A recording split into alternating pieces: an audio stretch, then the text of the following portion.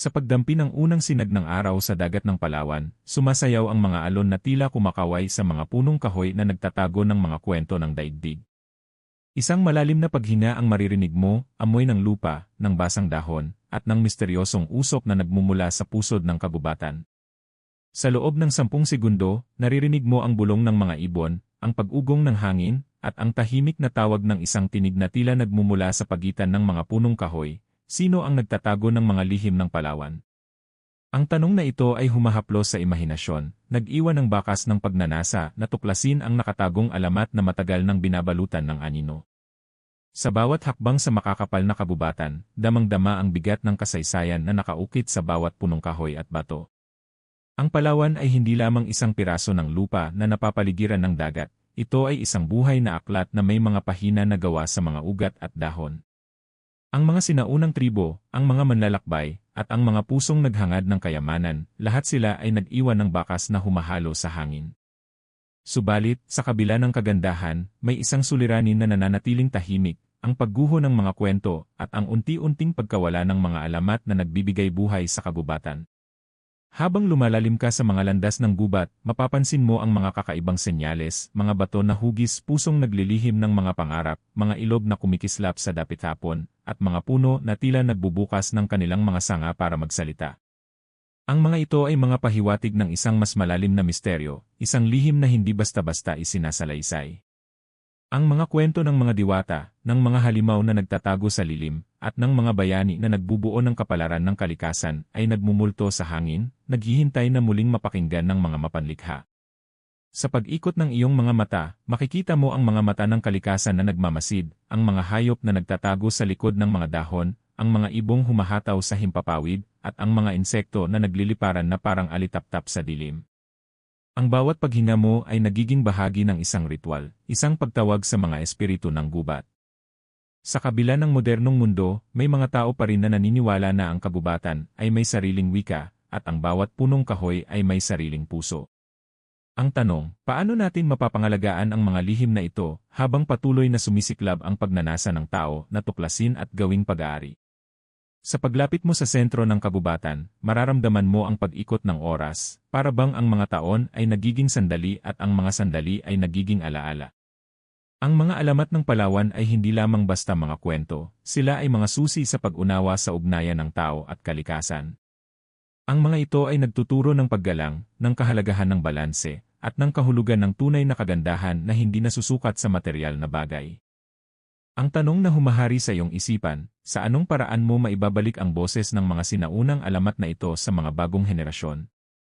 Sa huling sandali ng panimulang paglalakbay na ito, naririnig mo muli ang bulong ng gubat, isang paanyaya na magpatuloy sa pag-usisa, magtanong, at magbigay-pugay sa mga lihim na nakatago sa ilalim ng berdeng silong ng Palawan. Ang paglalakbay ay hindi pa tapos, ito ay simula ng isang mas malalim na pakikipagsapalaran kung saan ang bawat hakbang ay may dalang kasagutan at bawat tanong ay nagbubukas ng bagong daan.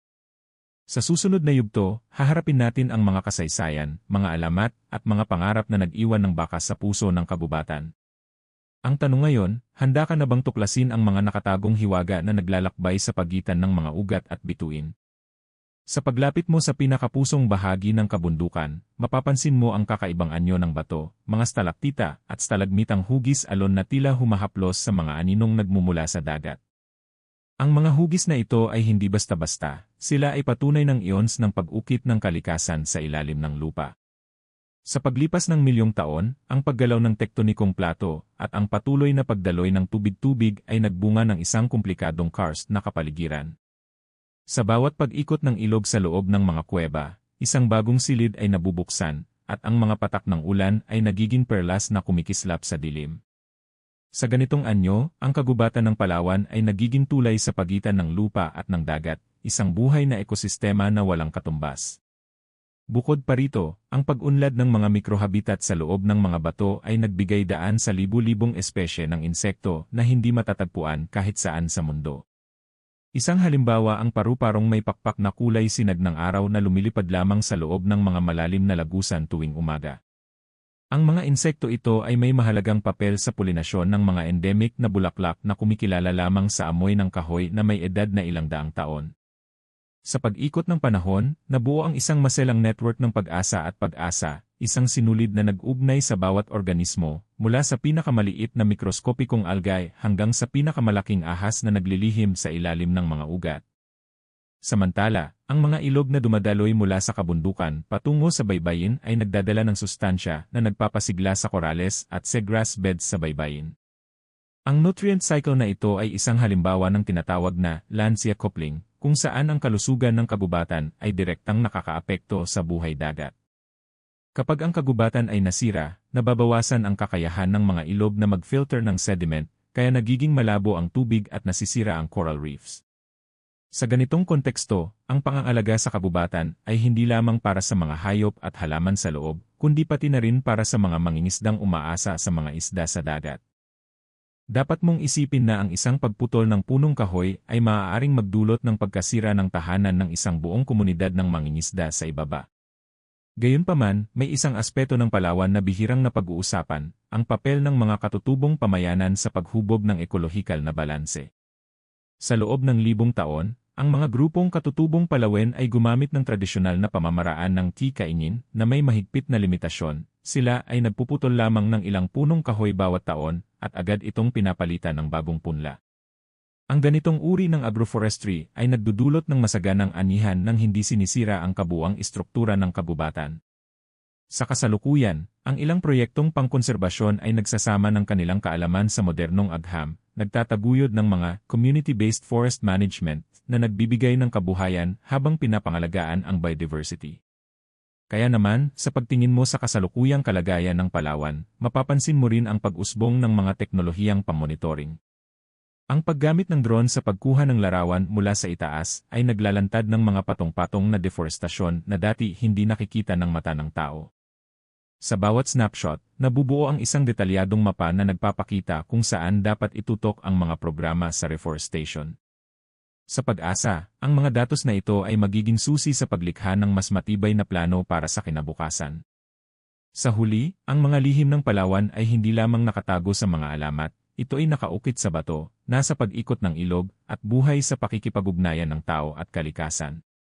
Sa pag-unawa mo sa mga prosesong ito, mas magiging malinaw kung paano mo maipapamalas ang iyong bahagi sa pagprotekta ng isang ekosistemang may kakaibang kasaysayan at hindi matatawarang halaga. Ang susunod na hakbang ay nasa iyong mga kamay. Paano mo gagamitin ang kaalaman na ito upang magsilbing tagapangalaga ng isang lugar na patuloy na naglalahad ng mga hiwaga sa bawat hakbang? Habang naglalakbay ka sa malalim na himig ng kagubatan, mararamdaman mo ang isang tahimik na pag-ikot ng mga alon ng karunungan na nagmumula sa iba't ibang panig ng ating pagninilay. Ang bawat hakbang ay tila isang hibla ng sinulid, hindi hiwalay, kundi magkaugnay sa isang masalimuot na habi. Sa pag-ikot ng oras, ang mga damdaming nag-umpisa sa isang munting kuryusidad ay dahan-dahang nagiging mas masalimuot, gaya ng isang ilog na unti-unting sumasaklaw sa mga lambak bago ito tumama sa dagat. Ang pag-usbong ng mga tanong, ang pagbuo ng mga konsepto, at ang paglalim ng pag-unawa ay nagsasama sa isang entablado kung saan ang bawat elemento ay kumikilos ng sabay-sabay, nang hindi na kailangang ihiwalay ang isa't isa. Sa pag-akyat ng iyong mga pangarap patungo sa tuktok ng pag-unawa, natatanto mong ang mga ideyang napag-usapan ay hindi lamang mga piraso ng impormasyon, sila ay mga pahiwatig ng isang mas malawak na larawan. Ang pagdama sa isang napakainit na sinag ng liwanag mula sa kalagitnaan ng dilim ay nagbubukas ng isang pintuan kung saan ang mga kwento ng nakaraan, ang ritmo ng kasalukuyan, at ang pangako ng hinaharap ay nagtatagpo. Ang mga pangyayaring tila magkaiba ay nagiging isang daloy, tulad ng mga himig ng isang tugtuging sinasama ang bawat nota upang lumikha ng isang melodya na humahaplos sa pusong naghihintay ng tugon. Sa bawat paghinga mo, nararamdaman mo ang pag-angat ng mga pangarap na sumasabay sa pag-igting ng hangin. Ang mga kaisipan na unang sumiklab ay naging mga baga ng apoy na nagliliwanag sa gabi ng kawalan. Hindi na lamang ito basta mga ideya na nakalapag sa mesa, sila ay naging mga alon na humahaplos sa baybay ng isipan, humahalo sa daloy ng damdamin at pagninilay.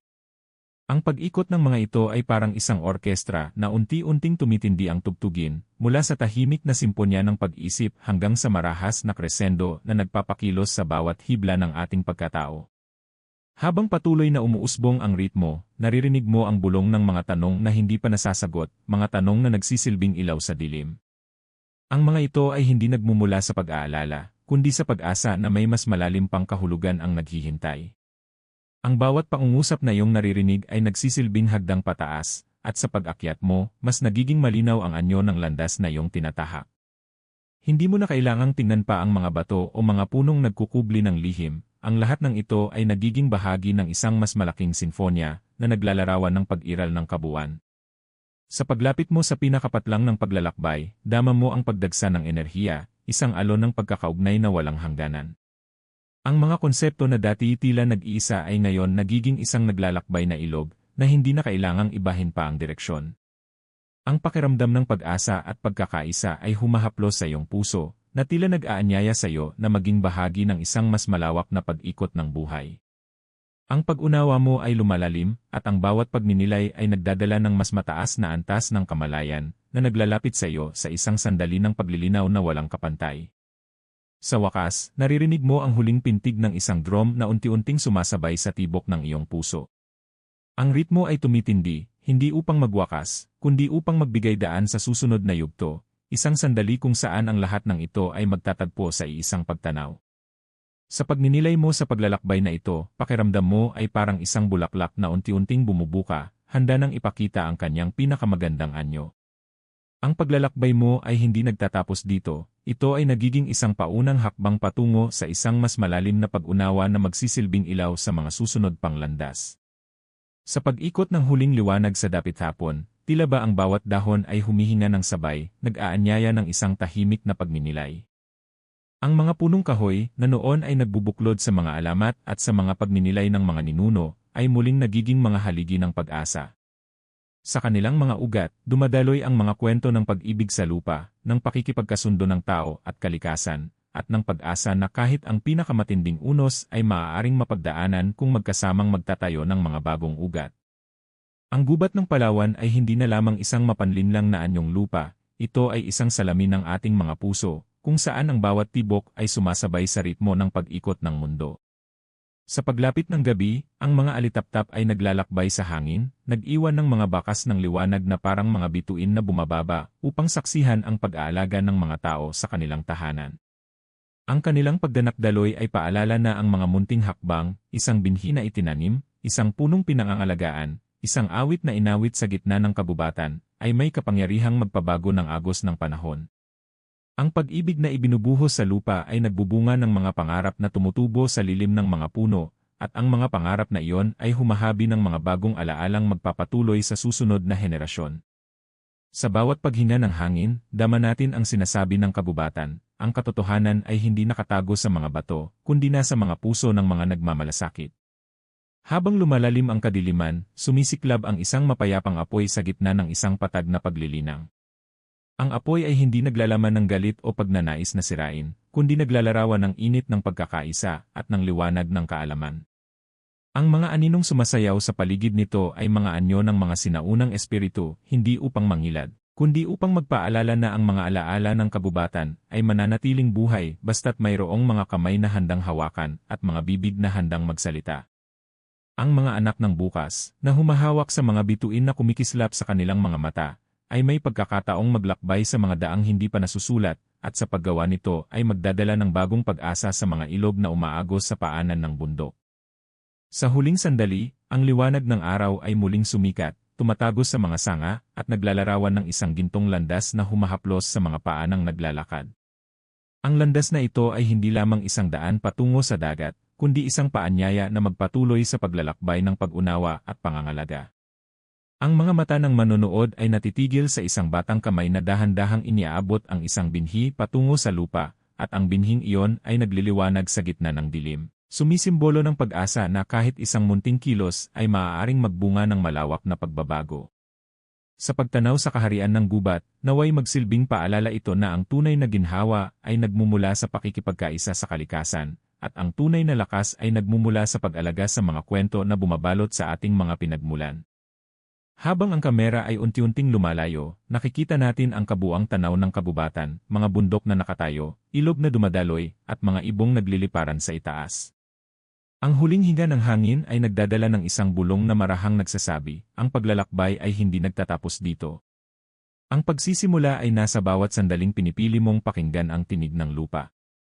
Sa pagguho ng huling frame, ang tanong ay nananatiling bukas, ngunit ang sagot ay nasa puso ng bawat isa. Magsimula na ngayon, sa simpleng hakbang, sa pagmamahal at pangangalaga. At hayaang ang mga lihim ng Palawan ay patuloy na sumigla sa bawat pag-usbong ng araw.